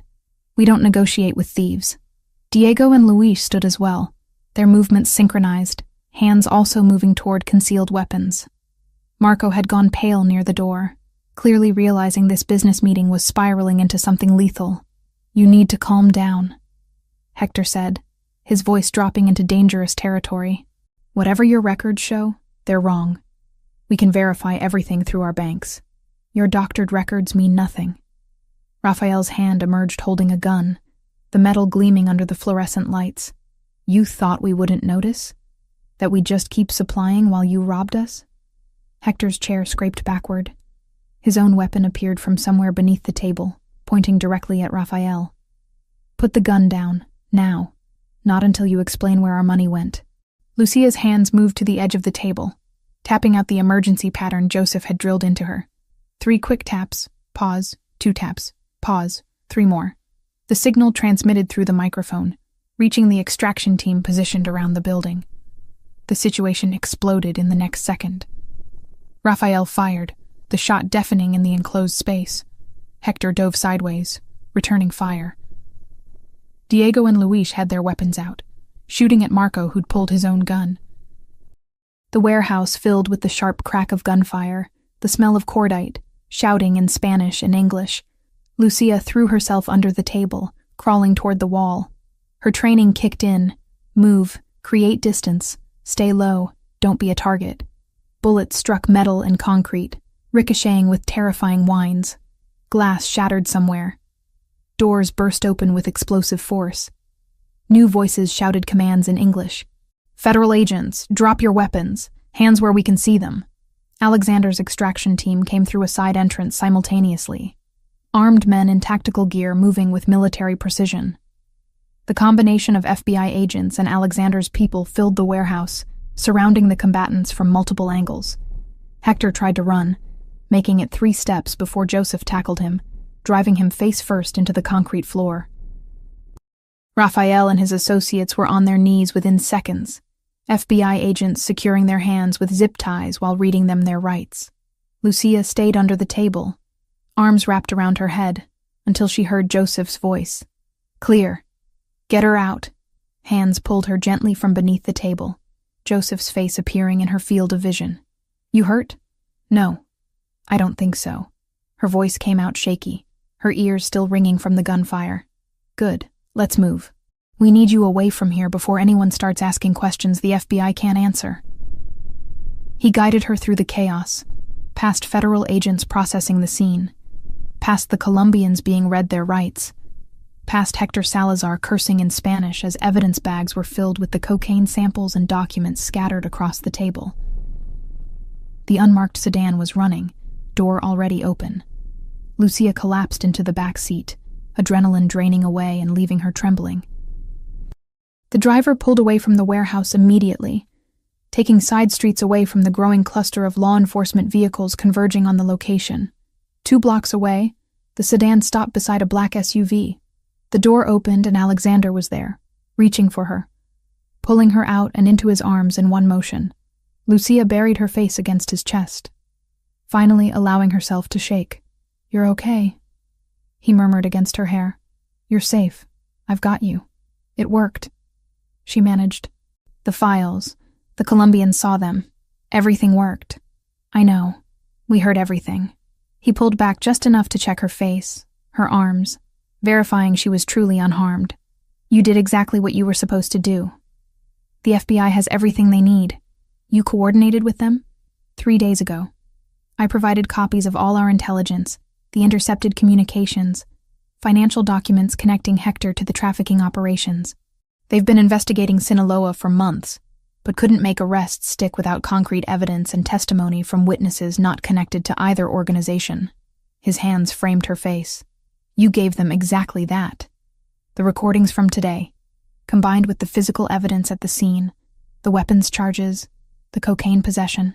They have ironclad cases against everyone in that warehouse." Lucia leaned into his touch, exhausted and relieved in equal measure. "What happens now?" "Now we let the FBI do their job. Hector faces federal trafficking charges. The Colombians are charged with conspiracy and weapons violations. With their leadership arrested and their supply relationship destroyed, The cartel's eastern operations collapse.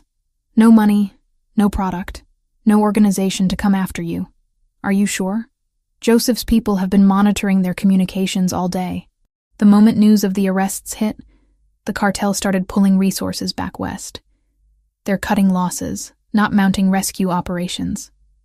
Alexander's thumb brushed her cheekbone. You're safe, Lucia. Really, truly safe. The threat is over. She kissed him, not caring that Joseph and the security team were watching from discreet distances. When they broke apart, she pressed her forehead against his. Take me home. Greenwich? Wherever you are? She managed a shaky smile. That's home now. In the following weeks, news broke in pieces. Federal indictments against Hector Salazar and 8 other high-ranking cartel members in New York and New Jersey. Seizure of $3 million in assets and 500 kilograms of cocaine. The complete dismantling of Sinaloa's East Coast distribution network. The Colombian suppliers publicly ended their partnership, releasing a statement about betrayal and theft that effectively destroyed any chance of the cartel rebuilding those connections. Lucia watched it unfold from the safety of Greenwich, working with Alexander on legitimate business contracts, while the FBI built their cases. Anna Russo disappeared from public record, a translator who'd been in the wrong place at the right time. Her testimony sealed as part of the federal investigation. And slowly, carefully, Lucia started believing she might actually get her life back. Not the life she'd had before, waiting tables and scraping by. Something better. Something real. Something she was building with a man who'd risked everything to keep her safe. The threat that had hung over her for months finally dissolved, replaced by the cautious hope of a future she could choose for herself. 3 months felt like a lifetime, and no time at all. Lucia stood in front of the full-length mirror in the Greenwich bedroom, adjusting the dress she'd chosen for tonight. The fabric was a rich amber gold that caught the light when she moved, fitted through the bodice before flowing into a skirt that ended just above her knees. Professional but elegant, confident without being flashy. She barely recognized herself.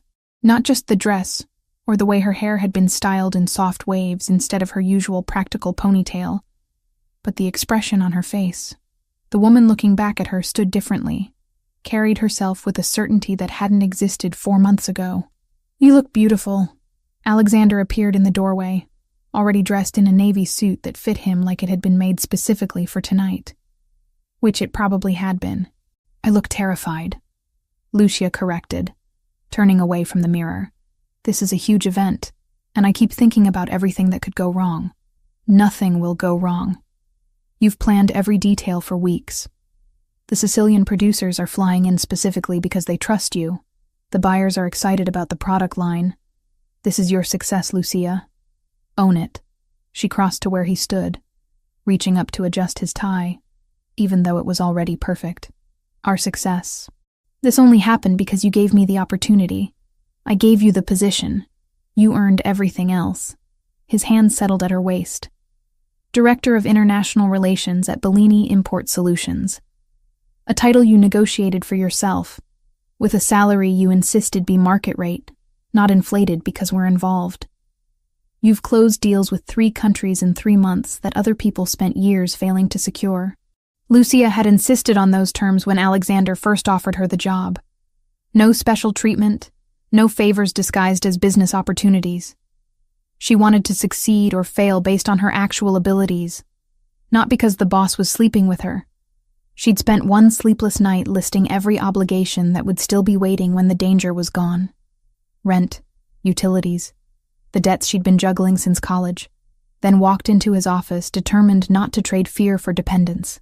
Market salary, my own office, complete autonomy over my division, she recited. You agreed to everything. Because you were right to demand it.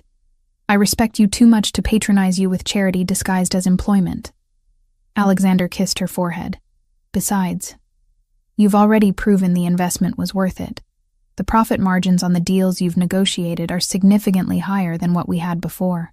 The job had turned out to be everything Lucia had hoped for, and more. She spent her days working with suppliers across Italy, Spain, and Argentina, negotiating import contracts for olive oils, wines, specialty foods. Everything was completely legitimate, the legal side of Alexander's business operations that had nothing to do with the darker aspects of his world.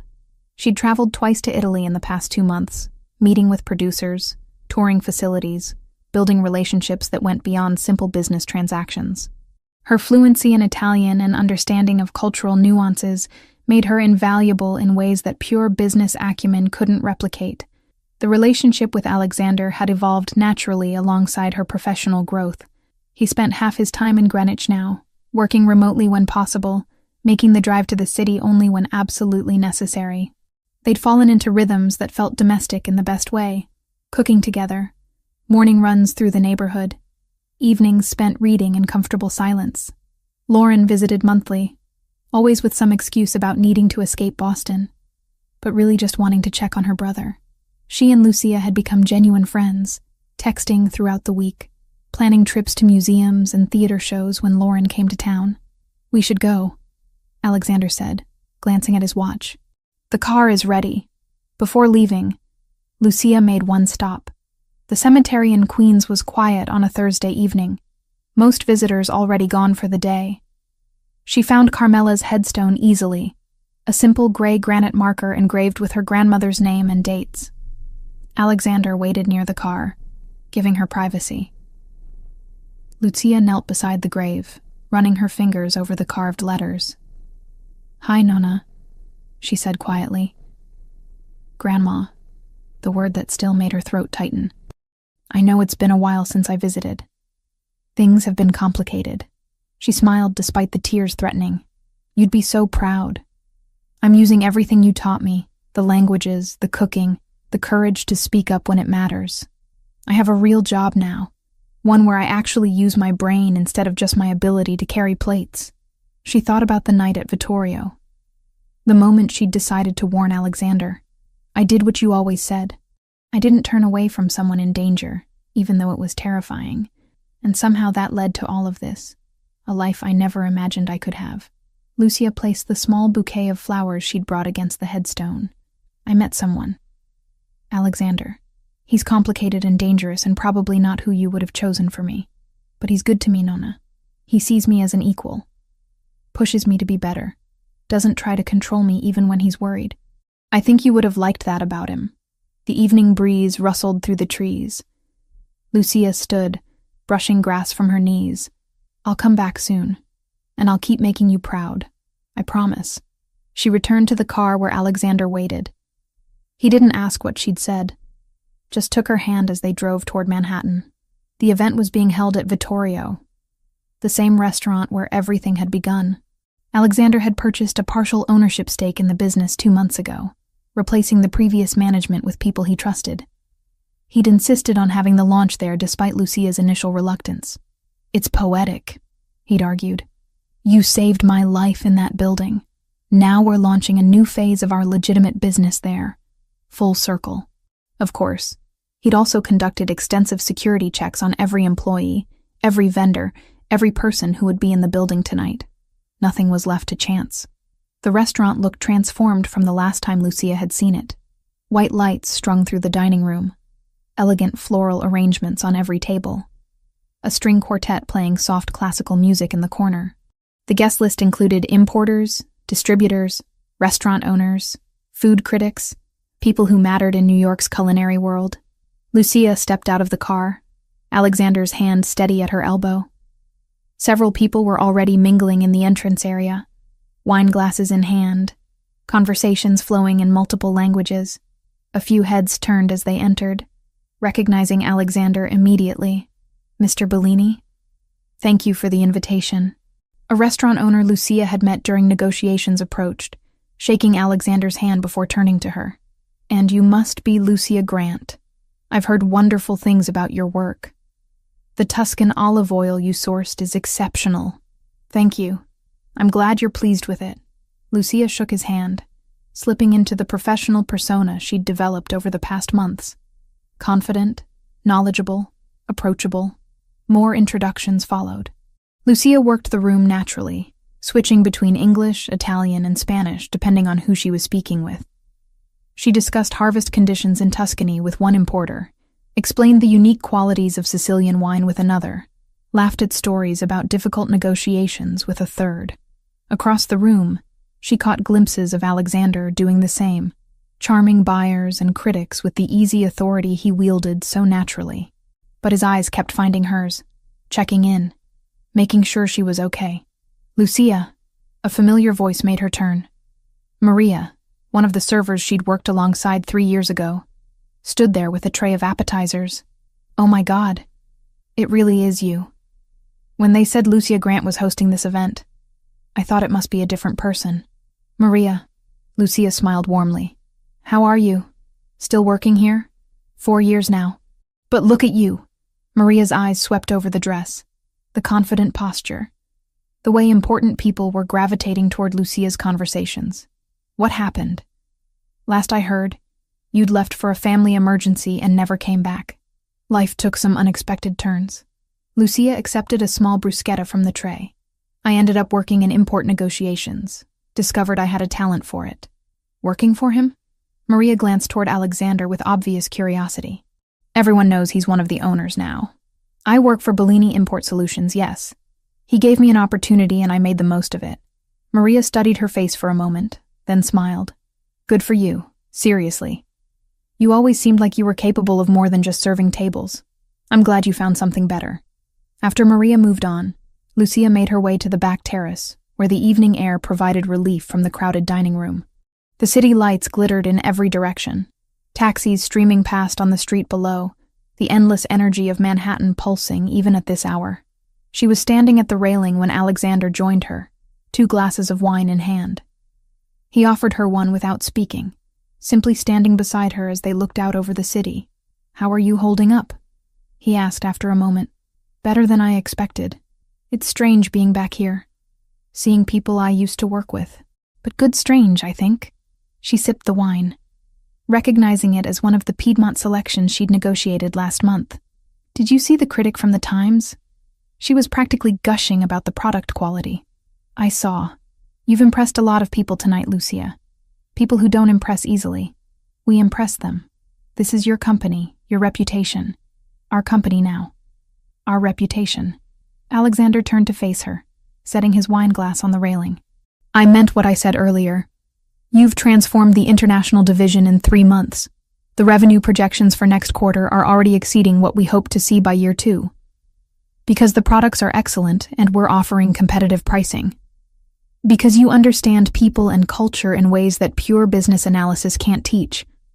His expression turned serious. "I need you to know something.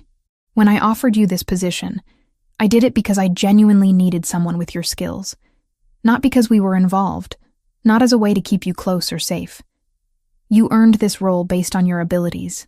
I know that." Lucia touched his face gently. "You've never made me feel like anything other than a competent professional at work. Even when you disagree with my strategies, you let me make the decisions. That trust means everything. You saved my life that night in this restaurant.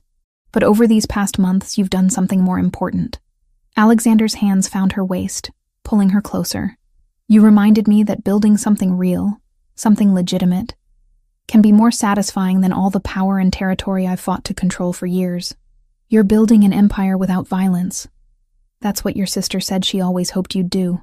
I'm building a life, a real one, with someone who sees me as more than just the boss of a criminal organization." He kissed her softly. "Thank you for taking a chance on me, Lucia, for trusting that I could be more than what I was. Thank you for letting me be exactly who I am without trying to change me or protect me so much I can't function." She rested her forehead against his. "We're good together. Not perfect, but good. Better than good." Alexander pulled back slightly. "I know it's only been a few months since all the chaos settled. I know we're still figuring out what this relationship looks like long term. But I want you to know that I'm in this, Lucia. Completely. Whatever the future holds, I want to build it with you. No dramatic proposals," she teased. "No rings presented on terraces overlooking the city? Not yet. When that happens, and it will, I want it to be because we both know exactly what we're choosing. Not because of adrenaline or gratitude or proximity during crisis." His smile turned genuine. "Besides, you'd probably negotiate the terms of any engagement anyway." Lucia laughed, the sound genuine and free. Probably. I'd want clear understanding about expectations, division of responsibilities, long-term goals. See? This is why we work. You approach commitment like a business contract, and I find that incredibly attractive. They stood wrapped in each other for a few more moments, before the sounds of the party drew them back inside. The evening continued successfully. Deals were discussed, contacts were exchanged, critics praised the quality of every product they sampled. Near midnight, as the final guests were leaving, Lucia found herself back in the main dining room that had once been her workplace. The tables where she'd served countless meals now hosted empty wine glasses and dessert plates from her own event. The kitchen where she'd grabbed rushed orders now produced food sourced through contracts she'd negotiated. Quite the transformation, Joseph commented, appearing beside her with his usual quiet efficiency. From server to executive in 4 months. Not many people could pull that off. I had good support and motivation. Lucia glanced at him. Thank you, by the way, for everything during the operation. I know you thought it was too risky. It was too risky. But you handled yourself well. Joseph's expression remained neutral, but his tone carried approval. The boss is different since you came into his life. More focused on the legitimate operations, less interested in the territorial disputes that used to consume most of his energy. That's good for everyone. After Joseph moved away to coordinate the security team's departure, Alexander found Lucia again. The restaurant was nearly empty now, staff cleaning tables, the quartet packing their instruments. Ready to go home? He asked. Home. Not his house or her apartment or any specific location, just the concept of wherever they were together. Yes, Lucia said. Let's go home. They walked out of Vittorio together, equal partners leaving behind the place where their story had begun in crisis and fear. The car waited at the curb, but before they got in, Alexander pulled Lucia into one more kiss under the Manhattan streetlights. To new beginnings, he murmured against her lips. To building something real, she replied. The car pulled away from the restaurant, carrying them back toward Greenwich, toward the life they were constructing together. A legitimate empire built on actual business rather than intimidation. A partnership based on respect and trust rather than obligation or debt. Lucia looked out the window as Manhattan's lights blurred past, thinking about the journey from frightened waitress to confident executive, from woman hiding in safe houses to someone building her own future on her own terms. 4 months ago, she'd made a choice to speak up despite the danger. That choice had cost her the small, safe life she'd been living, but it had given her something infinitely better, the chance to become who she was always meant to be. And sitting beside Alexander as they drove through the night toward home, Lucia knew with absolute certainty that she'd make the same choice again, every single time. The end.